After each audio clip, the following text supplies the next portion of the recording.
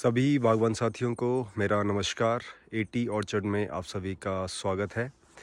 तो आज मैं अपने प्लम और जापानी के ऑर्चर्ड से जो है ये वीडियो बना रहा हूँ। तो आज का मेरा वीडियो बनाने का जो उद्देश्य है वो है कि सर्दियाँ जो है अब शुरू हो गई हैं। तो सर्दियों के मौसम में क्या क्या हमने अपने ऑर्चर्ड में करना है और किस तरह से पौधों की देखभाल नहीं करनी है और कौन कौन सी चीज़ें हैं जो हमें नहीं करनी है आजकल। तो बड़ी महत्वपूर्ण जानकारी के साथ मैं आप सभी के बीच में आज एक बार फिर से जो है वीडियो बना रहा हूँ। तो आप ये देख सकते हैं, ये मेरा प्लम का ऑर्चर्ड है। नीचे तक भी आप जो है देख सकते हैं, निचली साइड में भी है। तो ऊपर वाली साइड आप देखेंगे तो ये जापानी का जो है ब्लॉक है।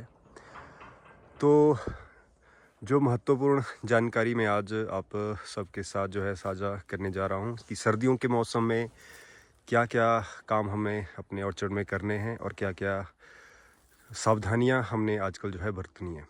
तो जैसा कि आप सभी को विदित है कि काफ़ी लंबा समय हो गया है, जैसे आपका नवंबर हो गया है, दिसंबर हो गया है और अक्टूबर में भी जो है बारिशें जो इस बार नहीं हुई हैं। तो काफ़ी लंबा जो सूखे का दौर जो है अभी चला हुआ है।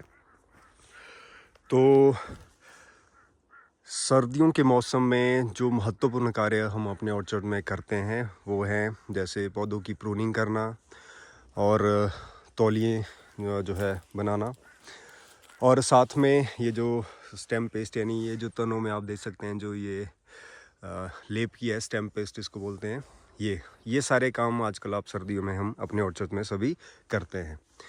तो कुछ सावधानियां हैं जो आजकल हमें बरतने की आवश्यकता है। जैसा कि मैं आपको बता रहा हूं कि काफ़ी लंबे समय से जो है बारिशें नहीं हो पाई हैं। तो इस स्थिति में हमें क्या सावधानियां जो है बरतनी है अपने ऑर्चर्ड में। तो देखिए बागवान साथियों, तो आप सभी को पता है कि जो बारिशें हैं वो काफ़ी लंबे समय से नहीं हो रही हैं। तो मैं देखता हूँ कि कुछ मेरे जो बागवान हैं भाई हैं बहुत से, उन्होंने अपने ऑर्चर्ड में प्रूनिंग का काम और तौलिए बनाने का काम भी जो है शुरू कर दिया हुआ है। तो इस समय हमें प्रूनिंग करने में और पौधों के तौलिए जो हम बनाते हैं इसमें सावधानी जो है बरतनी चाहिए। उसका कारण यह है कि देखिए, अगर आप आजकल प्रूनिंग करते हैं तो मैं समझता हूँ कि आजकल का जो समय है, ये जो समय है इस टाइम, ये प्रूनिंग का बिल्कुल भी सही समय नहीं है। कारण ये है कि दोस्तों, सबसे उपयुक्त समय जो प्रूनिंग करने के लिए होता है, चाहे आप एप्पल की प्रूनिंग कर रहे हैं, चाहे आप प्लम की कर रहे हैं या कोई भी जो फलदार पौधा है उसकी प्रूनिंग आप जो है कर रहे हैं। तो देखिए, पौधों की जो कांट-चाँट है, तो उसका जो सबसे सही समय होता है वो लेट विंटर में आप जो है प्रूनिंग उसकी करें। अगर आपको अच्छे रिज़ल्ट चाहिए और आप अगर चाहते हैं कि आपके पौधों में बीमारियां ना लगें, तो कोशिश करिए कि जितना लेट हो सके उतनी लेट आप पौधों की जो है काट-छाँट और प्रूनिंग का कार्य जो है करें। क्योंकि दोस्तों, होता क्या है कि जितने जल्दी आप प्रूनिंग करेंगे, जैसे बहुत से बागबान भाई आज कल प्रूनिंग का कार्य शुरू कर दिया हो या कई कई लोग जो है कर चुके हैं, उससे नुकसान क्या होता है कि देखिए, आजकल सर्दियों में क्या होता है कि जो हमारा पौधा है वो सुसुप्त अवस्था में, यानी जिसको हम डोरमेसी बोलते हैं ना, डोरमेसी में जो है चला जाता है।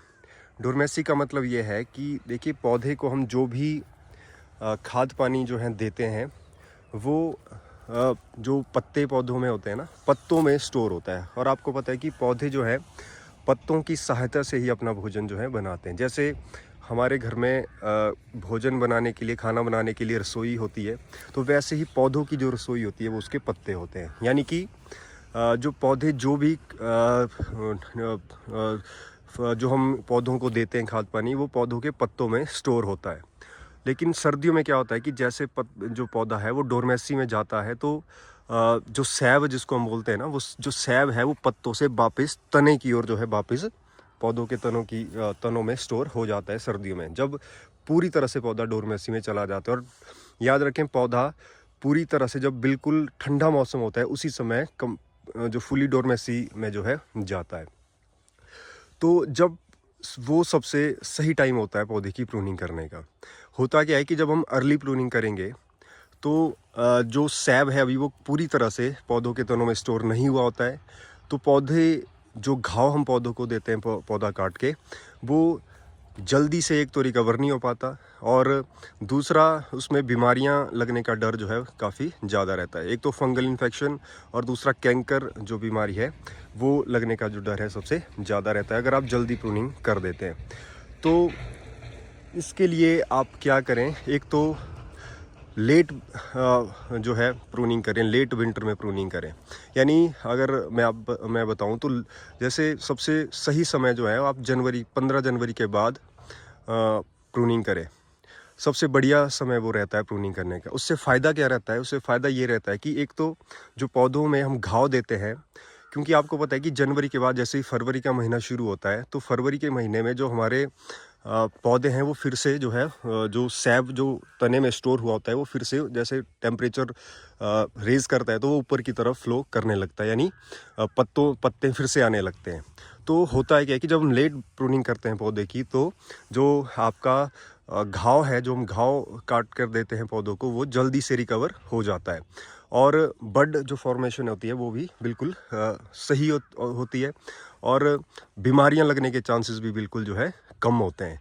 क्योंकि होता क्या है कि जितनी ज़्यादा ठंड में आप प्रूनिंग करेंगे उतना जो बीमारियां लगने का जो चांसेस हैं वो बिल्कुल कम होते हैं। जैसे फंगल इन्फेक्शन है, जैसे गेमोसिस होता है जो पौधों से गोंद आप देखते होंगे कई बार निकलता है, और कैंकर की जो समस्या बिल्कुल कम आती है। तो ये तो बात रही प्रूनिंग की कि प्रूनिंग कब और सबसे उपयुक्त समय कब।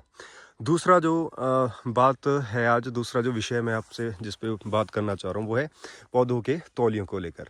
देखिए, सर्दियों में हम सभी बागवान भाई जो है पौधों में तौलियाँ भी बनाते हैं, उसमें गोबर की खाद और जो भी हम डालते हैं पौधों में।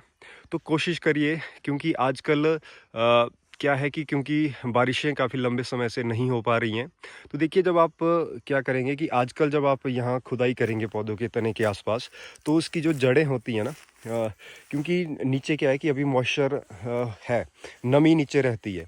जब आप इसकी खुदाई जब हम करेंगे तौलिए को इस तरह से खोदेंगे आप, ठीक है, तो होगा क्या कि जो मॉइस्चर नीचे थोड़ा बहुत बचा हुआ है वो भी क्या होगा कि ख़त्म हो जाएगा। तो इससे क्या होगा कि मॉइस्चर जब आपका कम होगा तो पौधा जो है आपका बिल्कुल स्ट्रेस में चला जाएगा। तो पौधा अगर स्ट्रेस में चला जाएगा तो पौधे में जो बीमारियां हैं वो लगने के चांसेस जो है आपका, उसकी जो ग्रोथ है और जो उसमें जो भी फल आगे लगेंगे वो उस क्वालिटी के नहीं लग पाएंगे और पौधा आपका स्ट्रेस में चला जाएगा। तो इसलिए कोशिश करें, अगर आपके पास या तो पानी की सुविधा है तो आप ये तौलिए बनाने का कार्य आजकल कर सकते हैं। लेकिन जिन बागवान भाइयों के पानी की समस्या है, पानी कम है, तो वो तौलिए बनाने का कार्य आजकल ना करें। कोशिश करिए और इंतज़ार करिए कि एक आधी बारिश हो जाए तो उसके बाद ही तौलिए बनाएं, और साथ में जो अपना खाद, गोबर की खाद वगैरह जो भी है वो आप डालें। तो आज इन महत्वपूर्ण विषयों पर हमने चर्चा की।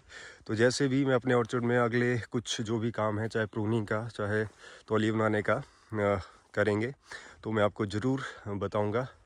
तो आज की, और साथ में एक और जानकारी मैं आपको बागवान भाइयों देना चाहता हूँ कि आजकल जिन बागवान भाइयों के जो बगीचे में अभी जैसे इस तरह के आप देखेंगे ये पत्ते जो हैं, तो पत्तों में भी जब आपके पेड़ में पत्ते जब इस तरह से अभी हैं तो बिल्कुल भी अभी प्रूनिंग ना करें। क्योंकि होता क्या है कि जो अभी पौधों ने पत्तों में, जैसे मैंने अब तक आपको बताया कि अभी पौधों के पत्तों में सारा जो भी सैब है वो स्टोर होता है और धीरे धीरे वो अब नीचे की ओर फ्लो कर रहा है। तो आप देख रहे हैं कि इस पत्ते का, इनका जो कलर है इस तरह से हो रहा है अभी ब्राउन जैसा। तो इसका मतलब है कि जो फ्लो है सैब का वो भी धीरे धीरे नीचे की ओर जा रहा है, यानी अभी पूरी तरह से जो सैब है वो तने में स्टोर नहीं हुआ है।